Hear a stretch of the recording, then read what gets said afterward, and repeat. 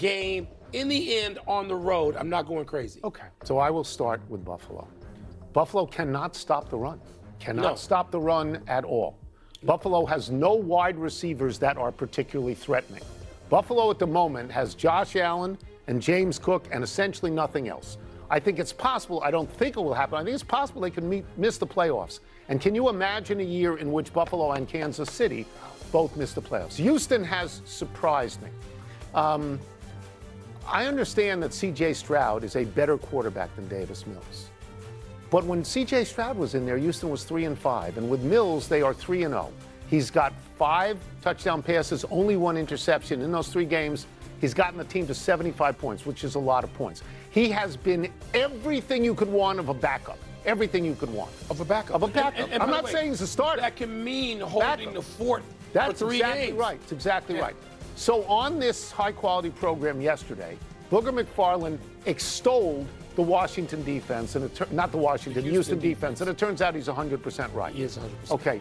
They held Buffalo to 3 points in the second half.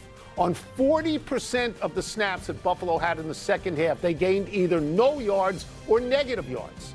They have only allowed more than 20 points once all year, and statistically, they have the best defense in the entire league. I agree with you about the offense. Do they have enough offense? But what is interesting to me now... Barely won at home last night on night you sacked Josh Allen 8 times. The AFC has completely turned upside down. It's upside down. You have Houston, you Jaguars, have Indianapolis. Yeah, but those teams were supposed to be better even a year ago. You have Denver, you have New England. A year ago. You don't... I mean, but that's... saying Tony, there's a common draft. There's free agency. The leagues, all of them are built to reward being bad for a while and you rise to the top. It's not going to last forever for Kansas City and Buffalo. Hadn't even got there yet, not all the way there. Houston going to make the playoffs, yes or no? I think they will. I think that division that they're in, which used to be a lousy division with Indianapolis and Jacksonville, they are all 3 playoff candidates. Can you get rid of the all-red uniforms? The Thursday night thing with the whole color. Stop with that. It's just dumb. I don't like it. Let's move to the biggest NFL game of the weekend. Colts at Chiefs. The Colts are one of the biggest surprises in the league at 8-2. So are the Chiefs at 5-5. But Kansas City would appear to need this win to stay alive for the playoffs. Tone, do you expect the Chiefs to get it? Okay, so let me just state first, this is a 1 o'clock game. This is the biggest game of the weekend. It's on at 1 o'clock. Here are some 4 o'clock games, right?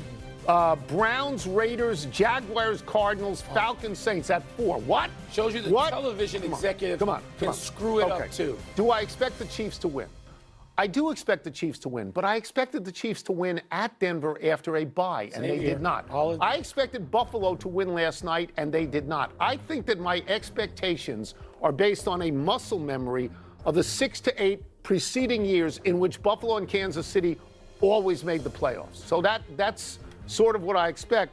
The fact is that these are not the Chiefs of last year even. No. They were 11-0 in one-score games last year. They're 0-5, I believe, in one-score games this year. Patrick Mahomes is not the Patrick Mahomes of last year. He is not as effective close and late, and I'll give you a statistic here. In 11 snaps in close and late, okay, and close and late is defined as a one-score game and starting a drive in the last 5 minutes of the game. He's like, I don't know, 2 for 10 on 29 yards, and he had that bad sack last week. So, I mean, and the Chiefs' defense gives up first downs late, so it's not the same. Tony. Not the same. It doesn't last forever for anybody. You and I covered a lot of the 49ers, Montana to Young, under Walsh, with, of course, Rice. And at some point, you know, the Giants caught him. I remember Joe Montana laying out on the turf, having been knocked out late in that run that the 49ers had. We've seen all the great teams. But do you think Kansas City will win this game? You know, yeah. So do I. Because I thought the 49ers would win all those games too, and they didn't. And then you thought the Giants, you thought the Bears of the 85. You think they'll win all the games until they don't. And because the other teams are working hard to catch them. There are teams that have been chasing Kansas City unsuccessfully for a dozen years. Not a dozen, but close. 10. Close. And now, so Denver looks like it is going to say, aha, we got you. So let's see how this plays out. Yes, I expect Kansas City to win this game, but you know what? Colts are pretty good. Would you agree that Indianapolis and New England are the biggest surprises this year? Indianapolis and New England. There's no doubt about that. Here is why Indianapolis has to win this game. Here is their schedule coming up. Listen to this. At Kansas City this game, home Houston, at Jacksonville, at Seattle, home 49ers, home Jacksonville, at Houston. There's not a cupcake in that. Four of those. Oh, they could lose more than that. There's not a cupcake in it. Let's move. Let's move to the NBA and LaMelo Ball. Do you remember him? Not yet. He was Rookie of the Year for Charlotte in 2021. Since then, he's been hurt a lot and has disappeared before our eyes. Well, according to Yahoo, Ball has grown increasingly frustrated and is open to a trade. Ball said after practice today, quote, "I love being here, so it's just false info," unquote. Wilbon, do you consider Ball to be a trade target of consequence? Depending on who's doing the targeting. We talked about this in a different context with John Moran, where you've got just an otherworldly talent. Ball is a talented kid with the ball. He's something of a wizard with the ball in his hand. Doesn't make any difference because he's not playing for a team that's been any good, but he also hasn't been good enough to lead, to inspire, to make other players better. He's not been that guy. But perhaps if he's somewhere else, I'm going to mention the team you and I mentioned with John Morant, the Celtics. A place where you've got structure, you've got history, both recent and long-term. You've got the kind of discipline starting at the top of the pyramid that affects everybody. So maybe if he's targeted by that kind of franchise, Ball will be worthy. Right now, he's not. Even though Charlotte's got better players, Knipple, this kid from Duke, can shoot it. He can play. If I'm Charlotte, I'm saying, you know what? We're going to move you on, kid. We're going to try to find somebody that can come in here and make the most of our current situation. Here's the good news about Ball. What? The good news is he's averaging 9.6 assists a game, and he had 2 full years in the league where he averaged more than 8, and that's good.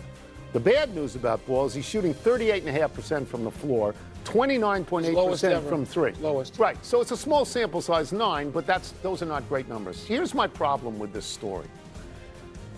I don't have any real sense of Charlotte anymore. I know that Charlotte is 4-7. They have not been in the playoffs in 10 years. They have not advanced in the playoffs since 2002, before they were the Bobcats. You know, when they 4-11 now, by the way. 4-11? Okay, yeah. so I got that wrong. And so I don't know if his skills translate to a better team. And this is what I'm getting at. Sometimes there's a guy who's a good player on a bad team, and he's not a good player on a good team. Bradley Beal comes to mind to me. Good player on a bad team. Would I take a chance on LaMelo Ball? Yeah, but you know, Mike, doesn't it seem to you that LaMelo Ball and Lonzo Ball are from an era in the distant past? Doesn't it seem to you that that is so far gone when they were important? And they've still got chances because they're still pretty young. Yes. But with Melo, Tony, he doesn't play. He's only played in more than 51 games once in his career. Why do you? Alonzo had that serious injury, which was too bad because the Bulls were the #1 seed when he got hurt, and he was sort of the star. He was the glue of it, not the star of it. So I don't know what it means for both of them. LaMelo Ball's got so much talent. You want to think that somebody like your old coach, Larry Brown, would say, son, come over here. We're going to squeeze this out of you. Yeah. Maybe there's still that. I agree with the whole concept that it takes a strong coach and a strong organization. Yeah. It really does. Let's take a break. Coming up, what would it mean for the Bucs to beat the Rams this weekend? And old man Ovechkin scored a hat trick last night. What's the word for that? I just remember when their dad was on television all the time. Pardon the interruption. Presented by Crown Royal. Part of Happy Hour.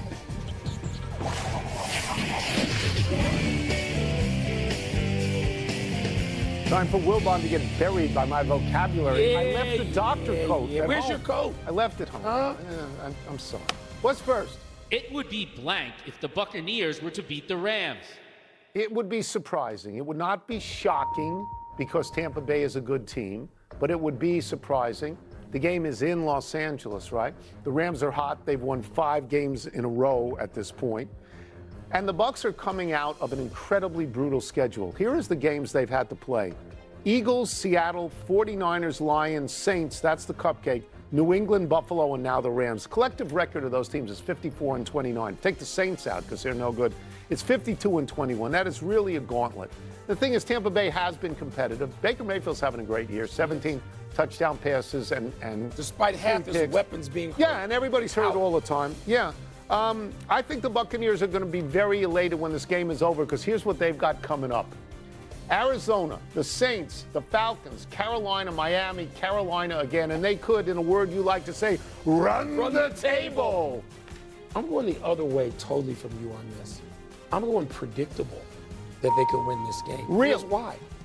We know they have won at the Falcons, and they, by the way, they helped set the table for the Falcons' disappointing season because the Falcons thought they were going to win the division right out the gates. Boom, lose at home. At the Texans, who we just got through slurping. Forget the Jets. At Seattle, who you know I've got being the best team in the NFC. Right. The 49ers, okay, and then forget the Saints. But then the losses, Eagles at Lions, New England, Buffalo at Buffalo. These are your argument leads to my conclusion too, which is predictable. I think Tampa Bay will go on and do this. I think there's another moment to be had for Baker Mayfield, even though he seems to be playing shorthanded every week. Every single week. But the Rams, if I'm not mistaken. The Rams have no home field advantage. I understand, but wasn't one of the Rams' losses on a blocked field goal attempt that was run back Eagles, for a touchdown? Yes. I mean, the Rams could be like, 40-1 at this point. So right? don't worry, I'm being told that Chris Godwin could play. Okay, good. He's a great receiver. What's next? What's next? It's blank that Alexander Ovechkin had a hat trick last night. It's terrific. Come on, he's 40 years old and he had a hat trick. Here is the list of everybody else in the history of the NHL who's had hat tricks over the age of 40. Lidstrom, Howe, Johnny Busick, Solani, Jaromir Jagr. They're all Hall of Famers, right? Jagr will be in the Hall of Fame when he starts playing. Yeah, and they will welcome Ovechkin into the Hall of Fame. Ovechkin now has 907 goals, the most ever. He's the best goal scorer in history. He's not the best player. We both agree on that. He's the best goal scorer in history. But he started out this year. He only had 2 goals in his first 12 games. And so you could say, well, maybe he's done. Maybe it's over. He now has 7 goals in his last 6 games and 3 assists. And right now, he's in 10th place all-time in total points. And he doesn't have nearly the assists that most of those other guys have. Right. So I'm happy for him. I will just say this. It's thrilling to watch him because you never know when it's going to be over. He is worth the price of the ticket. That guy's worth it. And you know what the ultimate comparison, I guess there's 2 comparisons. One would be Gretzky. But the other one's Gordie Howe. You mentioned Howe. It's Howesian. That's my word, like Ruthian, Howesian. And Gordie Howe did it 3 times beyond 40. Yeah. Buchek did it twice. Gordie Howe 3 times. I know that nothing has a shelf life now. And Gordie Howe was a long, long time ago. And the kids, 6 and 7, they don't know anything about Gordie Howe. Right. But they ought to learn about Gordie Howe. Because Gordie Howe was the greatest goal scorer. I mean, until Gretzky came Until along. Gretzky, and it's Gretzky and Ovechkin. And a tough guy. Because he would fight you, all right, Yeah. and win the game. Right. And Gordie Howe was out there into his 50s playing with his kids. Sons. The son, Marty and Mark, right? Yes. Playing with his sons. So Howesian. Yeah. Gotta give some love to Gordie Howe. But I'm just saying that Alexander Ovechkin has spent his whole career in Washington.